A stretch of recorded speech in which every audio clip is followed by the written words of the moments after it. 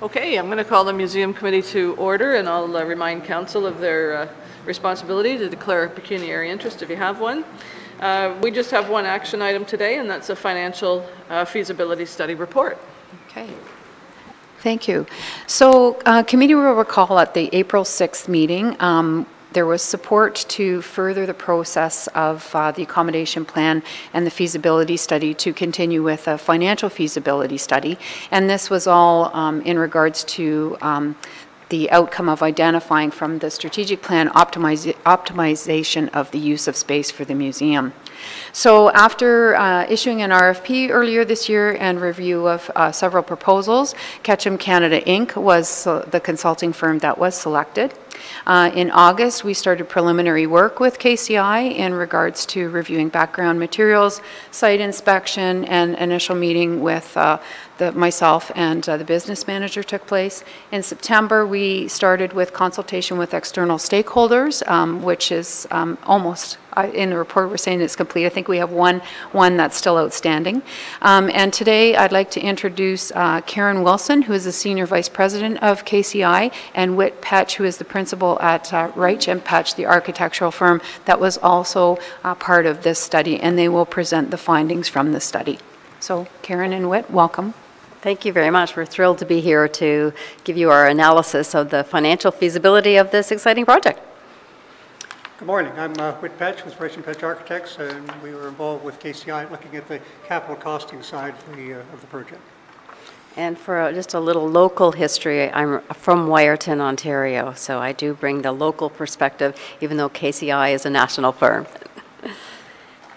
So we're going to just start with an overview. As all of you know, your museum is at a point where it is reaching its capacity and it is estimated to be at full capacity in the next 2 to 3 years in relation to collection management and the archives.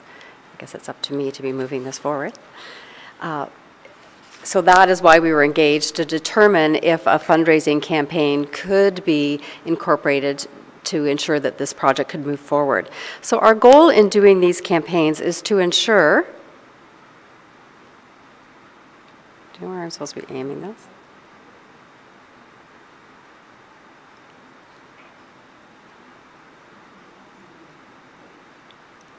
Okay, I think it's moving forward here now, is that as we're doing these plans, patiently,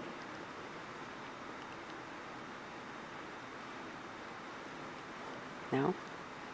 Am I hitting the right button?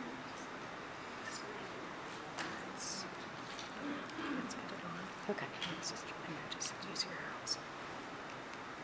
Okay, so our goal, thank you very much. So our goal in working with you is to ensure that as we're setting financial targets, that they're still aspirational in essence, but that they're very much grounded in reality. So it's been a pleasure working with Reich and Petch Architects to really understand what the numbers are looking like, and that enabled us as a firm to create a fundraising roadmap for you. So I'm going to start this by turning it over to Whit to give you an overview of the numbers, and then I'll come back and talk to you about the plan from a fundraising perspective. Thanks, Karen. What we did as part of analyzing the feasibility study that was done in February is go back and have a look at the spatial analysis that was put together in February, which looked at the spatial requirements, the types of spaces that were going to be needed, and the areas that were going to be provided for each. And we worked with Kathy's staff to review the program that had been put together back in February and came up with some adjustments in terms of how we're going to approach that. First of all, when we looked at the February study, they talked about allowing for sufficient storage to 15 years plus in terms of the archives. When we looked at the program of spatial requirements and the budgeting, they hadn't taken into account the additional space that would be needed beyond year 15 plus. So that's why we've created an option number 2, which allows us for another 3,000 square feet of space to take us beyond the 15 plus years for storage. The initial option 1, we reanalyzed the plans that were put together back in February, felt that the circulation space and some of the relationships hadn't taken into account sufficient room to allow what the client group and stakeholders wanted. So our current area that we're looking at is over 15,000 square feet. The initial study back in February, I think, was about 14.2. So in analyzing circulation space, we felt that we needed a bit of additional space to make the building work more clearly. So we've added some space to that area. And looking at the existing archive facility, or 33 Victoria North, as we'll refer to it, we had a block of space there of a little over 4,750 square feet, which was a set piece of space in the existing building. We went back and analyzed the spatial requirements for that space, found out we were missing one, I think, development office, so we've added that, but we've adjusted some of the other areas so that we maintained a total of 4,750 square feet for that space, which is an existing building. After having a look at the spatial requirements, we went back to look at the capital costs, or the capital cost estimates were put together, and these are the high-level numbers that we've looked at for the option 1 with the new facility, as well as renovation of the existing archives at 33 Victoria North, and then option 2 with, as I said, the additional 3,000 square feet for archive storage beyond year 15. The numbers that we have there, along with the work for the building at 33 Victoria. So we're looking at over $8 million for the option 1 new building, $1 million for the renovation to the existing archive, and then with option 2 for the new building, over $10 million plus the $1 million for the renovation to the existing.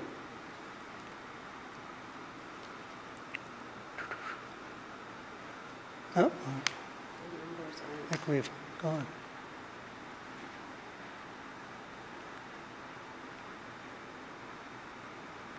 Looking for the slides with the numbers. I think we need some assistance again, bumping to the next slide. I'm wondering if you should just speak to the numbers, because I don't know if they're in the actual presentation. You have a...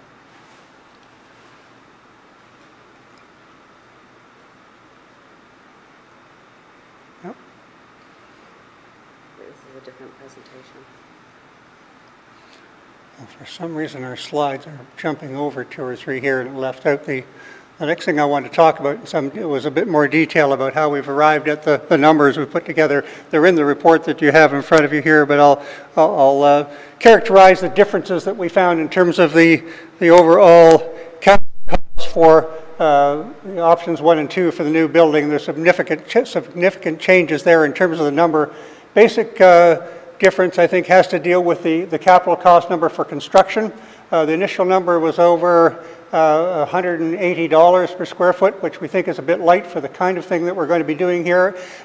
Considering the character of the existing building and trying to match that character, considering the complexity of building an archive facility with a high-level mechanical and electrical requirements, and also considering the site work, which wasn't taken into account in the February budget, we've looked at a $300 per square foot number for construction for the building as well as the site work.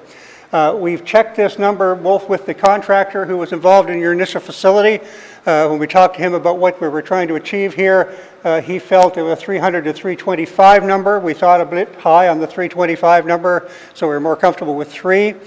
We also had a chance to have a look at a couple of facilities that were constructed recently in Ontario, archive facilities for Perth County and also for Hastings.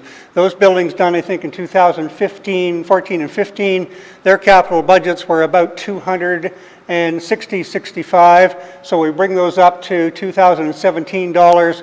We're up to about $275. We thought those buildings are a little bit more modest in terms of the architectural look and feel, and that's why we were more comfortable with the $300 per square foot number at this point.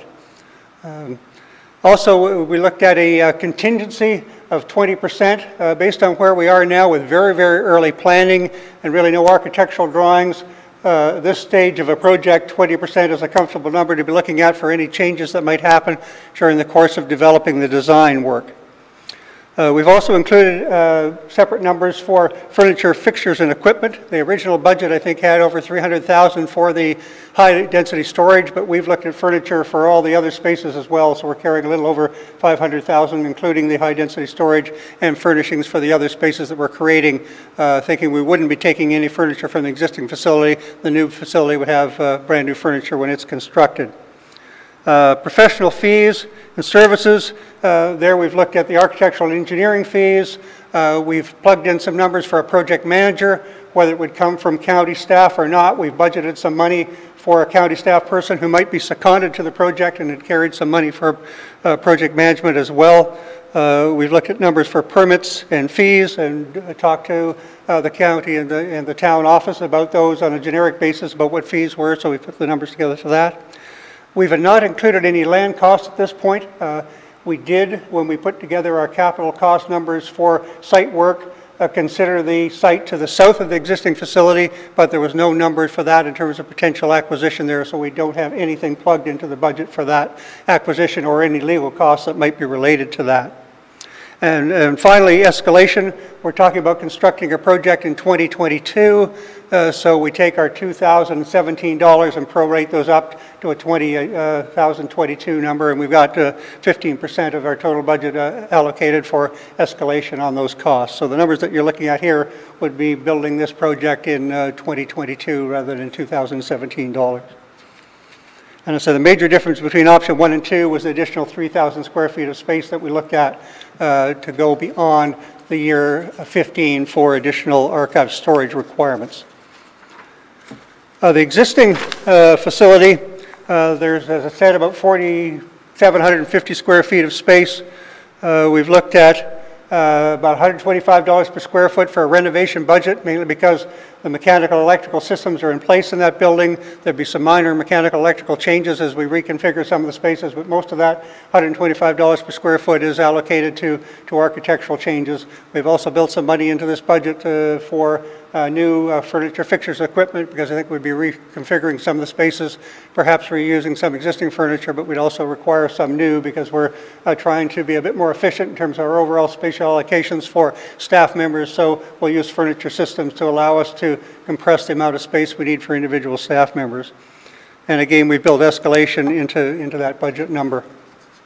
So any questions about our approach?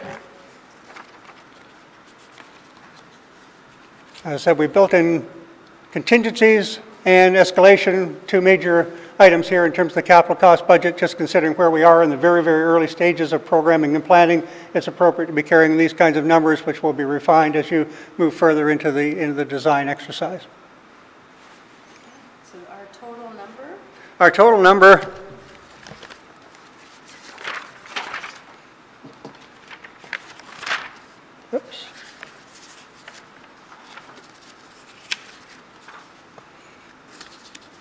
Our total numbers for the new building, option 1 would be $8.6 million. For option 2, again with an additional 3,000 square feet of space, $10.6 million, and renovations to the existing building, the one at 33 Victoria North, about $970, or rounded up to $1 million for that work.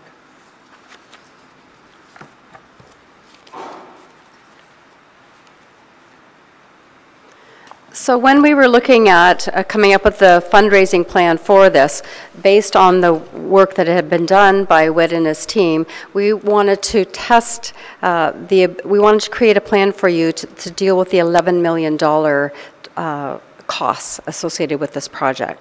So what we did in the community is we ask a number of questions, not just about the dollar value, but we ask questions because we know there are a number of factors that affect the success of fundraising. We know it's dependent on the profile of the museum.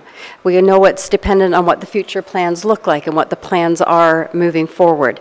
We know for any fundraising campaign it's critical to have the right leaders in a community lead it. If the right names are associated with a campaign, the community rallies behind it. We have to understand what the capacity is from a fundraising perspective and whether a goal of $11 million is achievable, and we have to ensure that internally internally that the team is ready and resourced well enough to lead a campaign of this magnitude. So I'm going to share with you some of the findings in regard to each of these topic areas that we discussed with leaders in your community.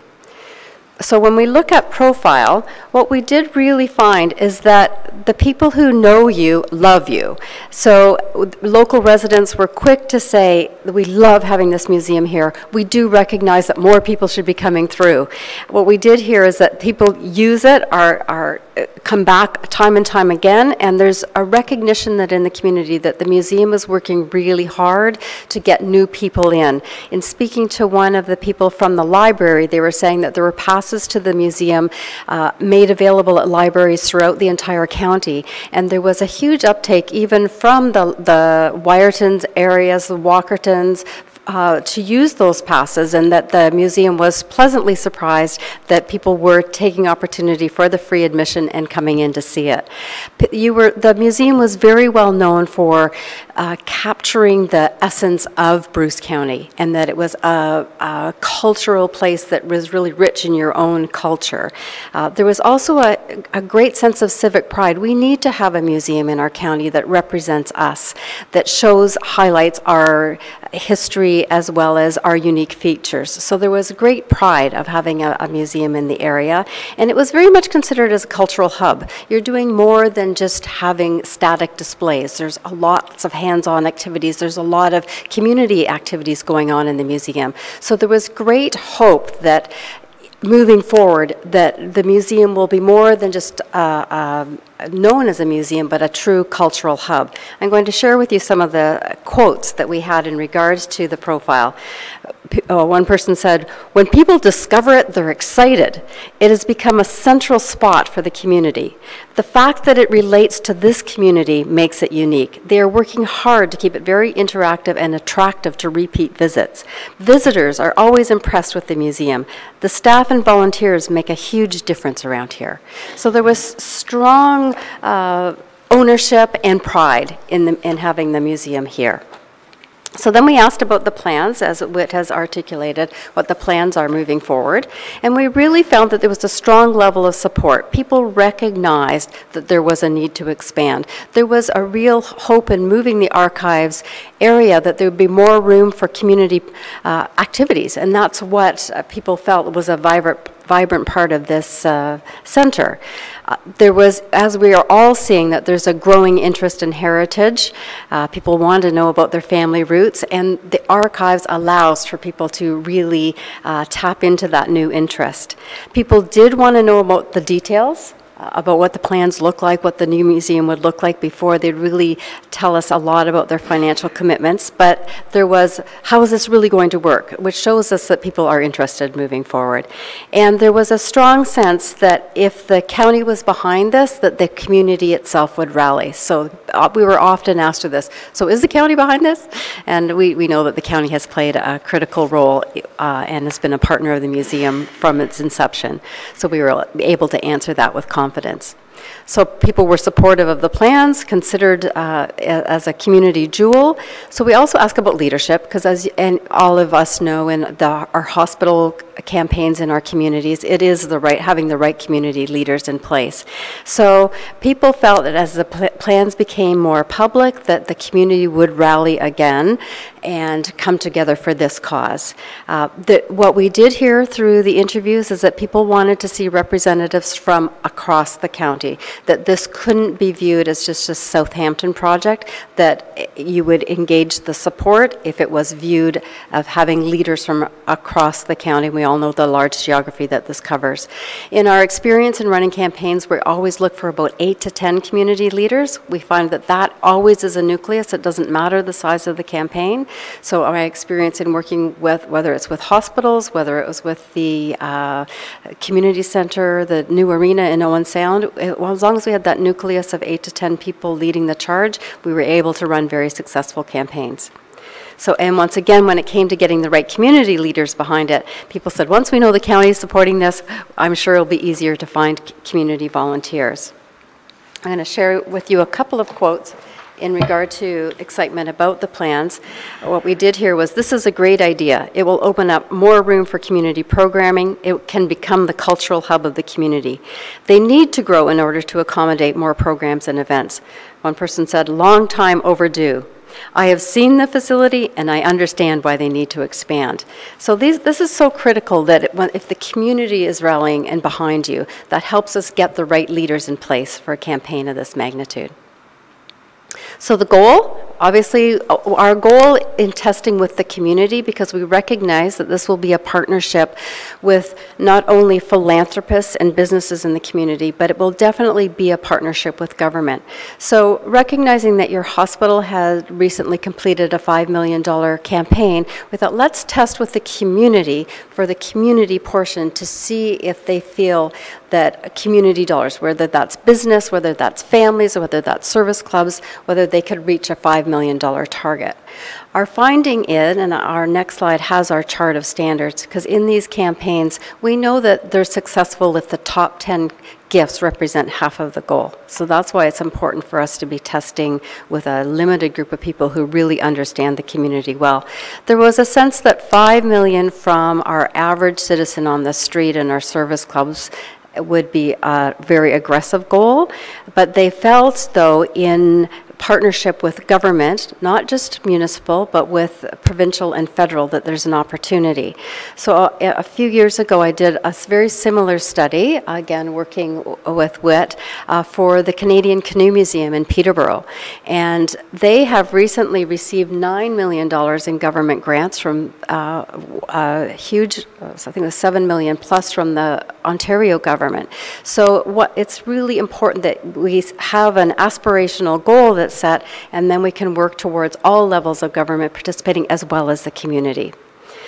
So what we did here is that this community has been tapped because there has been a hospital campaign. People are well aware that the town hall and the library are considering expansion projects as well.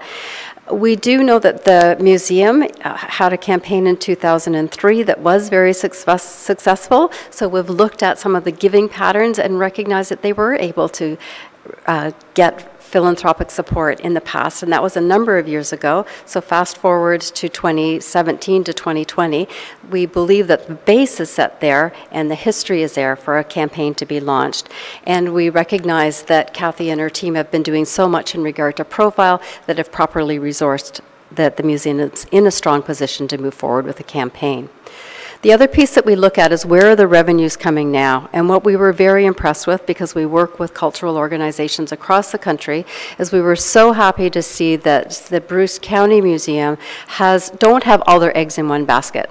Typically when I do slides like this for cultural organizations, they're so heavily dependent on whether it is one source of government grants or so totally dependent on membership, etc.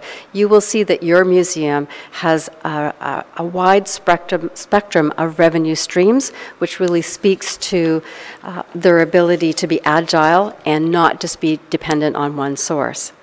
So I had referenced the campaign in 2003, so you will see that there were 51 gifts ranging from $1 million from $5,000 to $1 million. So they have a track record back in history to say that they have been successful in campaigns, and that's so critical for us to be able to watch and use as a yardstick moving forward. When we're doing a test for any community, and after the consultations and internal analysis, we use 6 measurements for whether an organization can go into a campaign. What we have found in this one is that the case resonated so strongly in the community. The profile is strong, obviously stronger in the Saugeen and Port Elgin area than in other parts of the county, but there is a recognition that this museum really does represent our county. So we are giving a huge, that's why it's in the emerging part, almost at the optimal part of being ready for a campaign. The areas that we now need to work on is recruiting those senior volunteers, ensuring that the campaign is resourced, identifying who those prospects are, and finding those leadership donors, which are a combination of government as well as our philanthropists in the community. So we're saying to you, use the $11 million goal for your planning purposes, because that's what you need. That's what we heard from the architectural plans. So we have created a fundraising strategy using that number as the target. People always want you to be transparent and accountable, so this is our plan. So you will see this chart. These charts that are on the right-hand side here really are used in every campaign throughout North America. And again, as I was speaking to, the top 10 gifts have to represent above 50% of the goal. And this is where the partnership comes in between government and philanthropists. Now we are saying use this same chart for all groups, because what we did here when we were speaking to potential supporters is we don't want to discourage a philanthropist or a family in the community who may be able to give $1 million, $200,000 a year for 5 years. We want to give an opportunity, have recognition opportunities available. So rather than saying, we are saying that the bulk of this will have to come from government, estimating that it could be as much, all 3 levels of government, that it could be as high as $9 million. But in planning a campaign, we want to use that $11 million chart because we really want to maximize. We did hear that there are families. We know that your service clubs are so strong and supporting. So if we can not say to them, I don't want to build a separate chart that's just 2 million or 5 million from the community, because it limits people's thinking about the role that they can play in philanthropy. What I do know from my experience in working with cultural institutions is people who are passionate about the arts know the importance of supporting the arts. So I've seen many institutions get those $1 million gifts from private individuals, because there's a small portion of our population do give to arts, but they give at very much higher levels than they do to our social service organizations or even to healthcare. So we're saying use this chart for fundraising purposes. So our strategies, we do believe that this is a full county campaign, and the county has to be represented from Tobermory right down to the south end of our county.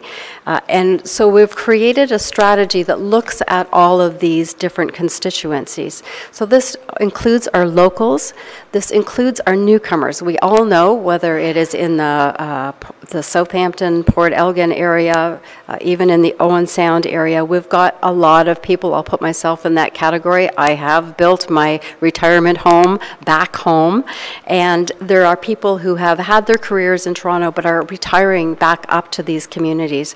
So, and they are used to being asked by charities to support them with financial. So we support. So let's create a strategy for locals. We'll create a strategy for the newcomers. We recognize that there are many tourists. We did hear in the consultations that the tourists value coming to the museum. How do we maximize that? How do we encourage support from that group?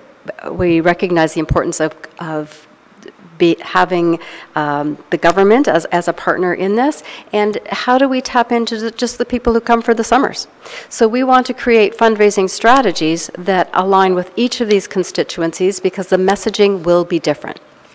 So that's our strategy in the full report of how we would position a campaign of this magnitude.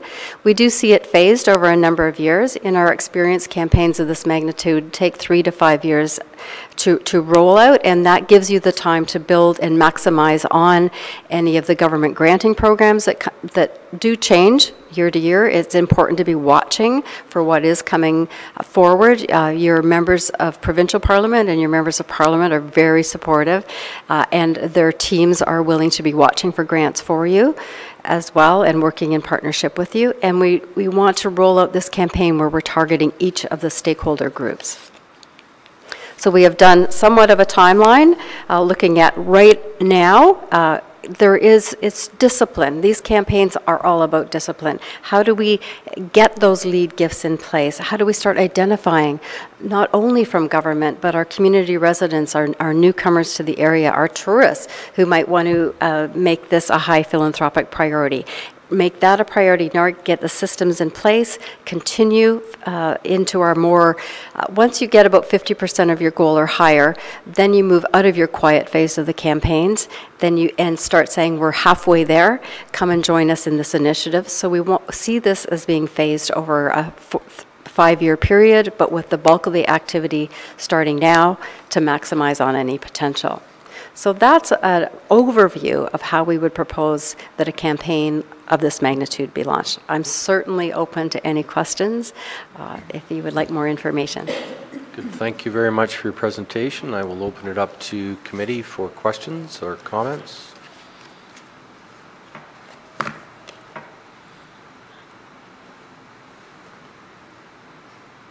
Hearing none. Kathy, do you have any?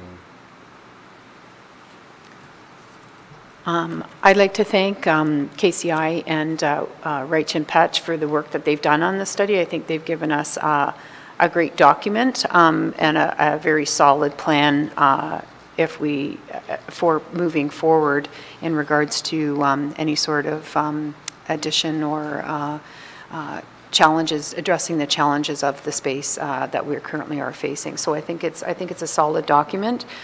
We've now come through 3 documents to get to this point, and I do believe that in the comments that we were hearing through the consultation, while people were talking about the goal being high, I think that there was still a lot of consideration for the fact that we could achieve it. It will take work. We obviously have to move forward and continue moving forward with our plans that we're creating more county-wide awareness, because again, we have to overcome the Southampton-centric type of attitude, which Saugeen Shores has been wonderful in terms of support, but we do know that has been a challenge, and we are addressing that as we move forward. So I think the document puts us in a good position, depending on the direction of council to move forward if so desired. Thank you, Kathy. All right, thanks again. Thank you. Okay, just that item today, right? That's just the item today. Okay, motion, oh, sorry, just we have, that's for information, right? Yeah, but there was recommendations to be received for further discussion. So there is a recommendation that the financial feasibility study for the Bruce County Museum and Cultural Center dated October 2017 be received for further discussion, and staff will return with further recommendations. Mover and seconder, Ann and Mike. Any further discussions? All those in favor? Opposed, if any? That is carried. Thank you. Thank you. Motion to adjourn. Robert? Paul? All those in favor? Opposed, if any? That's carried. Thank you.